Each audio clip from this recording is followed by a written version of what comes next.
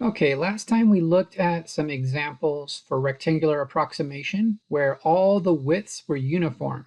So they were all the same exact width. Today we're going to look at some examples where the widths are non-uniform. So that means they're different. So our first example is a table. So they give you the table to describe all your points. And that's usually where you have the non-uniform widths. So the width between our first one, you can see between 3 and 7, the width is going to be 4. And between 7 and 11, the width is 4 again. Between 11 and 15, the width is 4 again. And between 15 and 19, the width is 4 again. So if you're not careful, you might not notice that the width on the last two are not 4. So you got to be really careful on these ones. Going from 19 to 30 gives you a width of 11. And from 30 to 40 gives you a width of 10. If you're not careful, you might put the width of 4 for all of them, and you'll get it wrong. So here's a typical mistake that students make. They'll say, oh, the width is 4. We put the 4 on the outside, and we use the formula where we just put all the heights. This is a right rectangular approximation, so we're going to put all the right heights. So we have 5, 1, 9, 2, 4, and 6. And that's it. We're done. But the problem is that the width here is not 4, and the width here is not 4. So if you wanted to use the formula, you could use it where the widths were all equal to 4. So you could use it up to here, and that would be fine. But for the last two, you have to do them separately. The width is 11, and the height is 4. And on the very last one, the width is 10, and the height is 6. So if you want to use the formula, you can, as long as the widths are the same for each of those rectangles. If you're getting confused by the formula, then if you want, you can really just do the area of each rectangle separately. You don't necessarily have to use the formula where you're doing the width times every height. Okay, let's plug this in a calculator, get our final answer. Okay, final answer here is 172. Remember, if this is a free response question, you can just leave your answer like this. You are not required to simplify simple arithmetic. So if this was a free response question, do not add everything up because you might make a mistake and you're definitely going to waste extra valuable time. Okay, we're going to do one more example with non-uniform widths. This time we'll do the trapezoid rule. Again, non-uniform widths usually occur with tables because if you have the function, you can create widths that are equal. When you have a table of elements, you kind of have no choice. You have to use the widths that they give you. We're basically using the same example as our previous one. We're just doing trapezoids instead of Riemann sums. Let's try to remember what the rule for a trapezoid is. So the rule for the trapezoid is going to be the width times the average height. The width times the average height, and our heights are going to be our y values. The width is going to be the distance between our two x values. So if we wanted to calculate the area of each trapezoid separately, we can just use that rule over and over again. Let's go ahead and do that. On the first one, our width is going to be 7 minus 3, so our width is 4. The average height, you have to add them up and divide by 2, so we get 13 over 2. That's going to give us an area of 26. For the second trapezoid, the width is going to be 11 minus 7, so the width is 4. And the average height is going to be 5 plus 1 over 2. So that's 6 over 2, and that's 3. So the area of the second trapezoid is 12. For the third trapezoid, the width is 15 minus 11, so that's 4. And the average height is going to be 1 plus 9 over 2. So that's 10 over 2. The area would give us 20. For the fourth trapezoid, the width is going to be 19 minus 15, so that's 4. The average height is going to be 9 plus 2 over 2. So that's 11 over 2. Area here is 22. Now we get to this trapezoid, which does not have a width of 4. So here the width is going to be 30 minus 19, so the width will be 11. The average height is going to be 4 plus 2 divided by 2. So the area of this one is going to be 33. And for the very last trapezoid, the width is 40 minus 30, which is 10, and the average height is going to be 4 plus 6 over 2. The area is 50. Now to get your final answer, you just add up all those areas. Let's plug it in a calculator and see what we get. Okay, we're getting 163 for our final answer. Now we're also going to do it using the formula and see if we get the same thing. Remember, the formula only works when you have uniform widths, so we're only going to be able to use the formula for for the first 4 trapezoids. So the formula is going to be the width over 2. Then we're going to list every single height. And we have to double all the middle heights. For the last 2 trapezoids, we just have to use the same formula we used the first time, the width times the average height. Let's plug it into calculator, see what we get. Okay, we're also getting 163. And remember, there was another formula where you just do the width times all the heights. And you just have to multiply the first height and the last height by 1/2. The reason why we might use that formula is it's just easier to remember. Okay, the formula is only good for uniform widths, so we can only use it for the first 4 trapezoids. So the last 2 trapezoids still have to be solved separately. So we just use the formula for the last 2, and that formula is just going to be the width times the average height. Okay, let's plug this in the calculator. Okay, we are still getting 163 for our answer. So we don't need to solve it all 3 ways. I'm just showing you that you can solve it individually, or you can use the formula for the part that is uniform. But in all 3 situations, we still had to use the rule to find the last 2 trapezoid areas separately. Okay, now we're going to look at some examples for homework number 54. They're asking us to estimate this thing using a right rectangular approximation with n is equal to 3. What is this thing right here? Well, the quick answer is that that's the area that's shaded over here. It's the area between x equals 3 and x equals 15, and also between the function and the x-axis. So that's the quick answer. But I want to give you a little bit better answer than that. So we're going to do a little preview of what's coming up a little bit later during the semester. So I'm going to explain this a little bit better right now, and then we'll come back and we'll do this problem. Okay, the picture that you see is an example of a left rectangular approximation for a function that I'm calling f of x. We're using n equals 8, so that's 8 rectangles to approximate the area under that curve.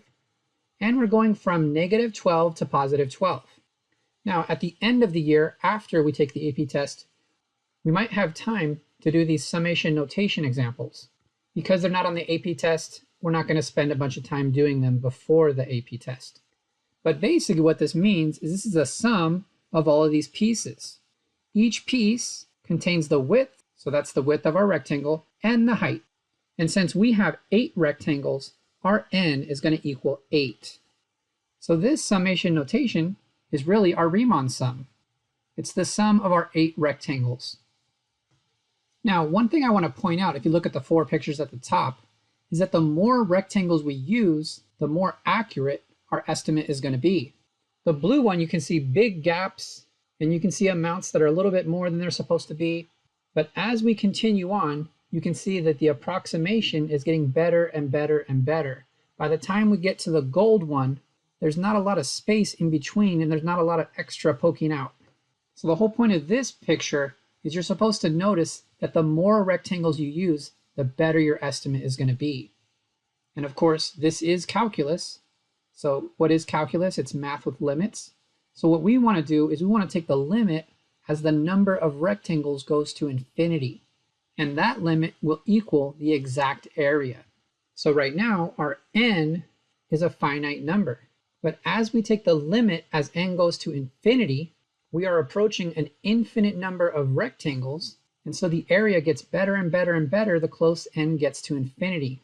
And so this is the sum of n rectangles. And then this is also a sum. It's actually a capital S. It's just an elongated S because it's an infinite sum. So we were trying to ask, what is this at the very beginning? Well, this is an infinite sum of a bunch of rectangles. This is the height of the rectangle, and this is the width of the rectangle. Now this width is infinitely small, but not 0. But just think of this as the width of each rectangle. And this is the height of each rectangle. And so we're doing an infinite sum of these rectangles, and that's what that meant at the very beginning. Now we did start from a number, so whatever's down here is the starting number, and whatever number's up here is the ending number. So we're back to our example. If you look at this integral here, it starts at x equals 3, and it ends at x equals 15. So that integral would be the area between our function and the x-axis from x equals 3 to x equals 15. But this is the exact area, and so we just want to estimate that exact area. Now this is kind of a preview of what we're going to do later. We're going to find areas later. We're not doing that today, but I'm just trying to explain what this integral thing is. So before we go back to that very first problem, I do want to point out one weird thing about this, and that's that this is the height and this is the width, but look at the heights that are below the x-axis. For example, this rectangle right here has a width of dx, but it has a height that's negative. So the meaning is that that area down here is going to come out negative. And then we're going to add it with an area that's positive. So it's going to start to cancel itself out, and that's a big problem. So when we start to do areas, we're going to have to fix that. Now there is one way we can fix that. Let's go to the next page. When we do areas, we're going to do the integral where we put the top function first and then minus and then the bottom function. And no matter what, that will give you the area. So for this example, you can see the top function is our f of x and the bottom function is just y equals 0. Remember, we're starting at 3 and we're ending at 15. So that's why this integral does represent the area between the function and the x-axis.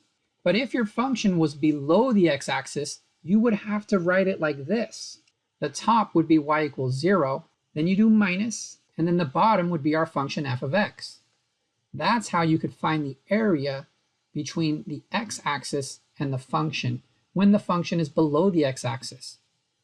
Now we don't have to know that today, but I'm just trying to explain it as a preview so that when we get to this section, it'll be a little bit easier to understand. Now if we simplify this, you don't need the 0, but you will have an extra negative. Remember, this is just a limit, so the negative can come out to the outside. So you see the negative here. So for an integral, when you're below the x-axis, you're negative. So by putting an extra negative there, it changes that to positive.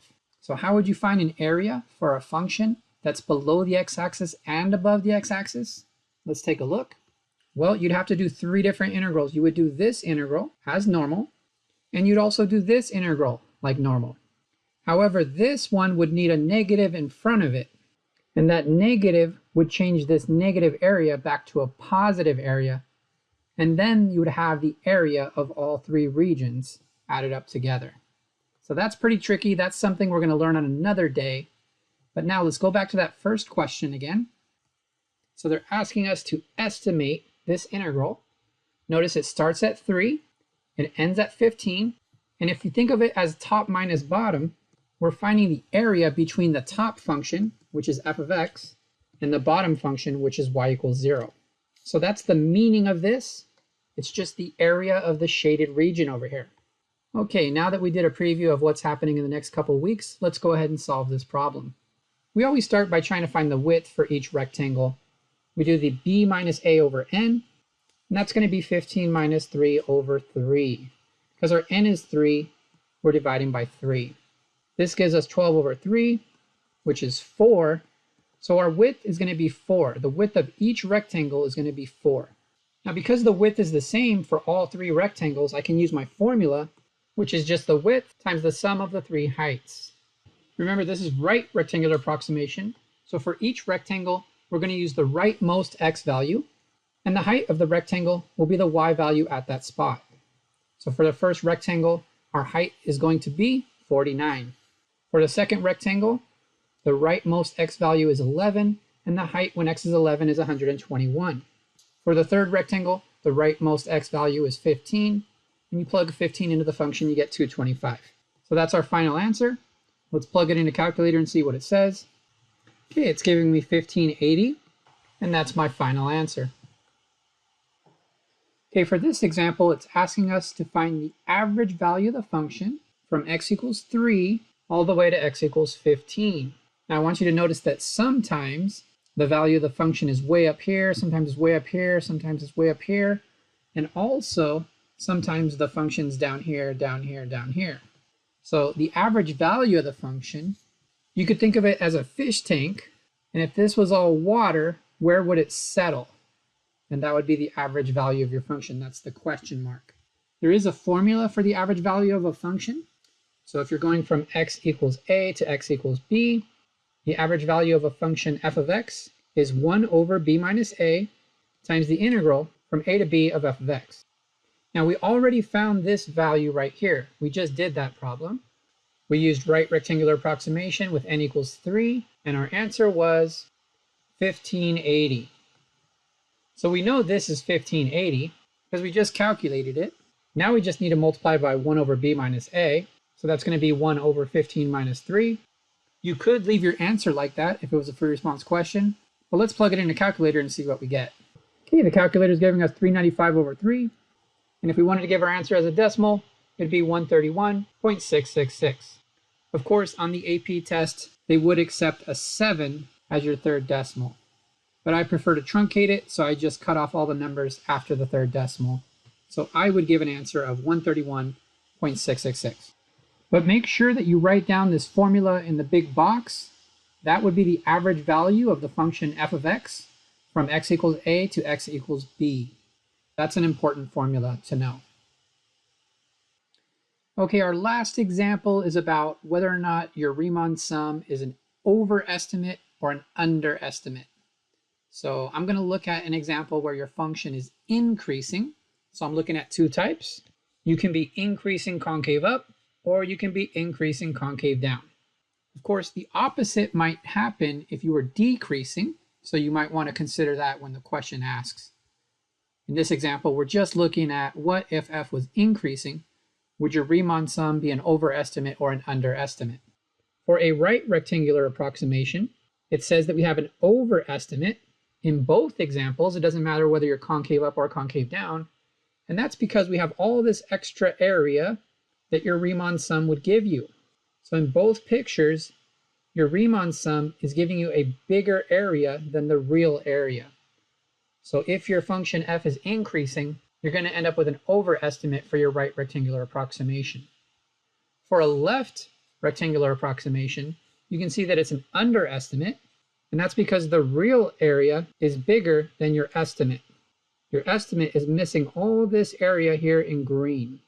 So if your function is increasing, then a left rectangular approximation would be an underestimate. What about a midpoint rectangular approximation? This one's a little bit more tricky because you can see for any given rectangle, part of it is a little bit above the real area, and on the other side, you can see it's a little bit below the real area. So part of it's an underestimate, part of it's an overestimate, and so for this one, we're just going to say, I don't know. We really don't know for sure which one it is. Okay, now we're going to look at the trapezoid approximation. This one, it does depend on whether or not you are concave up or concave down. It does not depend on whether or not you are increasing or decreasing. So our first example is going to be increasing and concave up. This one's a little tougher to see. You almost have to zoom in a little bit and exaggerate it a little bit. If that was your curve, then your trapezoid would be something like this. And you can see that the real area would be this area here, and your trapezoid estimate would have additional area. It would have all of this here. So this one you have to think about a little bit more. You would have an overestimate for a trapezoid estimate if your function was increasing and concave up. But if your function was increasing and concave down, your trapezoid estimate would look something like this. And the real area under the curve would include all this area here, plus all this area here. But the trapezoid estimate would only contain the area of the blue part. The real area contains the blue and the green. So this would be an underestimate for the trapezoid approximation. Now, I just showed you the example where your function was increasing. So when they ask you these kind of questions, you want to draw the picture and just see what happens. Remember, the midpoint rectangular approximation is the one that we don't know. But for the rest of them, we know if it's an overestimate or an underestimate.